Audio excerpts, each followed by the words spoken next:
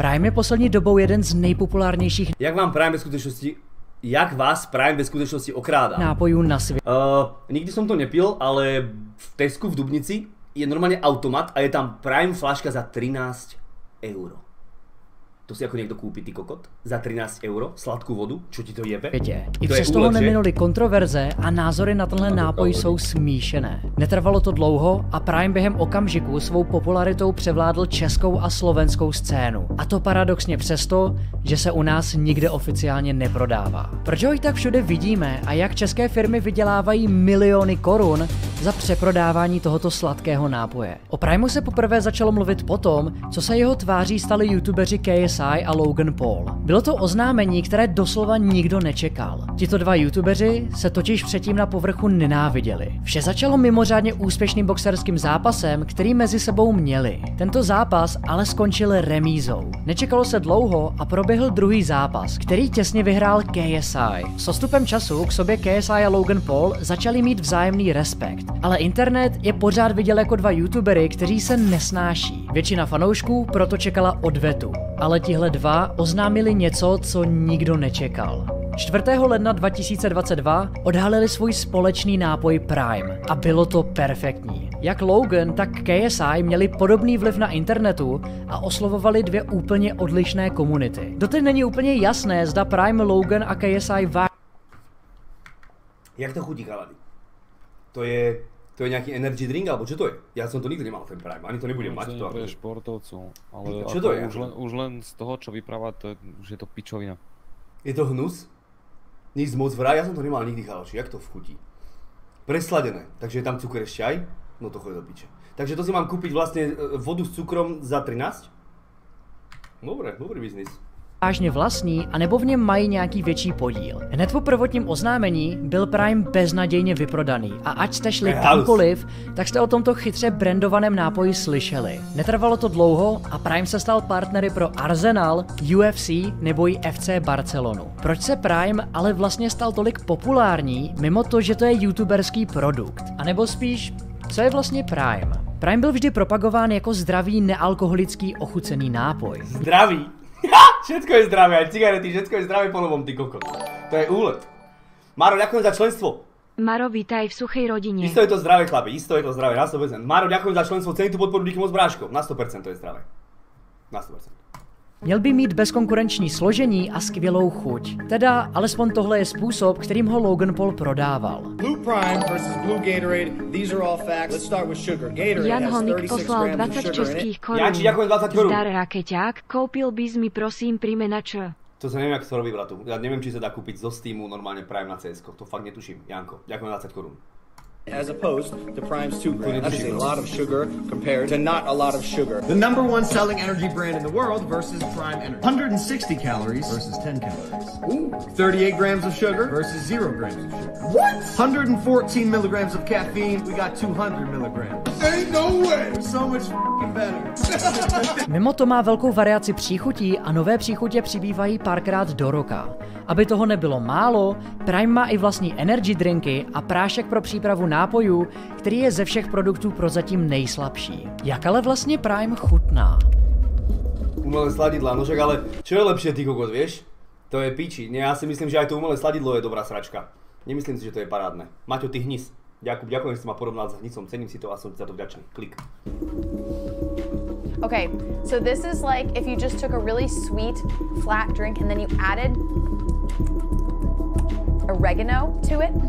So there's a slightly herbal flavor on the back, and I don't mean herbal like something nice that you'd want to drink. I mean like something that you'd add to spaghetti sauce. Může se zdát, že Prime má hodně sledovaných. Proste ja mám 30 rokov. Ja mám 30 rokov. Čo sa včera stalo? Pamätáte, čo sa včera stalo? No zajbal som sa jak prasa skurvené prasačie. Ja mám 30 rokov a neviem piť. To zase budú memečka, ty kokot, že mi tu geňo trčalo normálne z huby, choď do piče. A ste som aj zajbaný a už tu ostanem, tak, nejdem sa pozliekať. To tielko je nové opraté, ja som retardovaný tupec. Starý. Kokot, sa mi trasú ruky. Ani piť neumí, neviem piť. Som retardovaný, ospravedlňujem sa vám za to. Púšťam to ďalej. Tupec. Budou budoucnost. Je tady ale jeden vážný problém. Poptávka po tomto drinku je tak vysoká, že objednat ho oficiálně online je téměř nemožné. A v místních obchodech, jako například v Americe, Anglii nebo Islandu, je skoro vždy beznadějně vyprodaný. V některých obchodech samotní zaměstnanci Prime ani nedoskladňovali. Místo toho si ho nelegálně nechali, aby oni sami mohli Prime přeprodávat. Ale kokot! Everyone who can't get it. What do you mean by that? Oh, it's always sold out, man. Oh, right. No, honestly, people are just selling on the black market. The only place you're meant to get Prime is Asda and Arsenal Stadium. As the employee, to je halus, to jak s drogami, že ty kokot? I'm putting on the shelves anymore. Oh, they're like, they're getting them out low key. They're like, what's the point? I put on the shelf, it's gone instantly. I'm just gonna sell it on the black market myself. What? That's what they're doing, bro. No. Tohle Primeu paradoxně hraje do karet. Díky tomu, jak obtížné je Prime získat, to tvoří pocit, že Prime je doopravdy kvalitní produkt, který musí stát za to. O to víc, když žijete v zemi, kde se neprodává. A shodou okolností, taková země je i Česko. Prime se u nás nestal populární hned, ale krátce potom, co o něm ve větším začali mluvit čeští a slovenští youtubeři, jako například Moon, Matem, Pimps, Backstrix, John Mariánek a spoustu dalších. Toto je Prime, momentálně nejpopulárnější drink na celém internete. Víš, kolik jsi na tohle dal, Kuba, za tohle video, abys věděl, jak moc investuju do tohohle kanálu? 1500 korun. Za všechny tyhle věci, chápeš to? Většina těchto youtuberů se ocitla ve zvláštní situaci. Za videa o Primeu nedostávali zaplaceno, a to i přesto, že sloužili jako solidní reklama. Za to Prime byl virální trend. V moment, co jste o něm udělali video, tak jste měli prakticky garantovanou sledovanost, což pro většinu youtuberů za tu menší reklamu stálo. Včetně mě. Takže chat, mám tady jeden z mála těchto drinků, který jsou k dispozici jenom v Americe. Na zdraví, na zdraví. Bylo to docela dobrý. Já v tom cítím prostě všechno. Jahodu, jak kdyby nějakou malinu a nějaký kokos, to je zvláštní. Ale to docela dobrý. Netrvalo ale dlouho, než influenceři na Primeu začali vydělávat přímo. Této díry na trhu se chytly české obchody se sladkostmi, které Prime začaly přeprodávat. A ty ceny mnohdy byly směšné.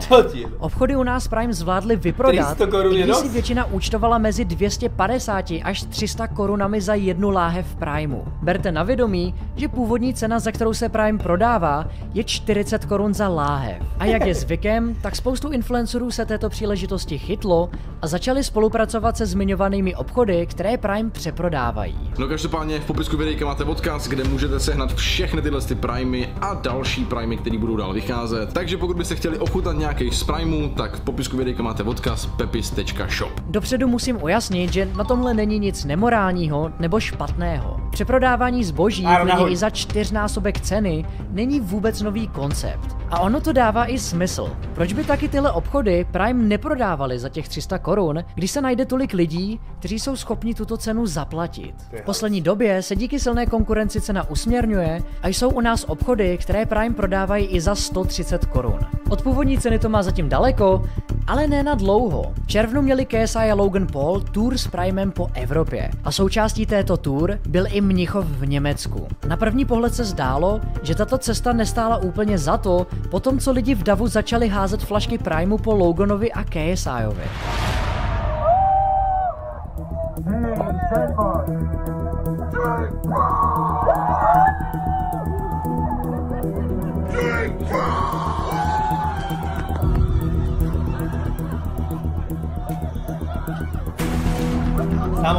Tohle celé fiasko ale bylo fake. KSI s Loganem lidem dopředu řekli, aby po nich lahve začali házet. A přesně to se povedlo. Chytla se toho velká média a spoustu nenávistných komentářů, kteří jim tuto nenávist od fanoušků přáli. Podobný kousek udělali taky v Norsku, ale ten se zdaleka nechytil tolik jako ten v Německu. Zatím nejsou k nalezení přesná data, kdy se Prime v Německu začne prodávat. Je ale možné, že se toho dočkáme ještě tento rok. Co to ale znamená pro nás? Je dost možné, že by se opět snížila cena Primeu u přeprodejců a taky by se výrazně zvýšila šance, že by další na řadě mohla být i Česká republika. Zatím nad tím můžeme pouze spekulovat. Ať už Prime vnímáte jako dobrý produkt, nebo naopak produkt, o které se jeví zbytečně velký zájem, tak se nedá popřít fakt, že Prime se jako jedna z mála značek dokázal prosadit neobvykle rychle. A to není jenom obdivuhodné, ale zároveň to otevírá spoustu nových možností pro tvůrce, kteří se do podobného biznesu dost možná brzy brzy zapojí. Budu rád, když zvážíte odebírání tohoto kanálu a vidíme se zase To je všetko? Do piče, čekal som viac. No dobre. No ja stále čakám na tú podstatu, že ako ťa okráda Prime. Ja neviem, jak ma okráda Prime. Nijak. On povedal, že tam stojí niečo 300 korún českých, lenže on si asi neuvedomil to, že vybaviť si niečo do obchodu, to nie je len tak, že si kúpiš 10 fľašiek a ideš brať, nie, ty to musíš brať v prvom rade na palety a musíš zaplatiť tú prepravu. No, ale jasné, že 13 € za fľašku, no to ti zajebalo. 13 € za fľašku by som ako fakt nedal, čo si kokot? To neviem čo.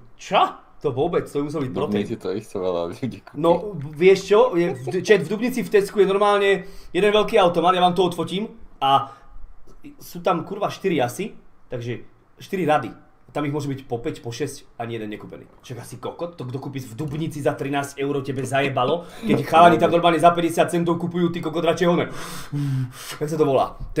Tú hnusnú pičovinu za 50 centov to kúpi a valí do piče 4 dní je vyjebaný z toho. To lepidlo skurve. Kúp si a načo? Vôbec potom netúžim, bratku. Toulen, tomu ver. Radšej toulen, normálne blázni si kupujú za 50 centov, vieš, a je vyjebaný z toho 4 dní v kríku. Však ako, asi by som si radšej kúpil ten Prime, ako ten toulen, ale nejako potom netúžim. Obdita, manalinge muktepia, sladná ratatala, whisky, cola i tequila, lábná ratatala, šáve si kante amare, hajte digitálne na, ameson tajde barmare, hajte digitálne na, manalinge muktepia, sladná ratatala.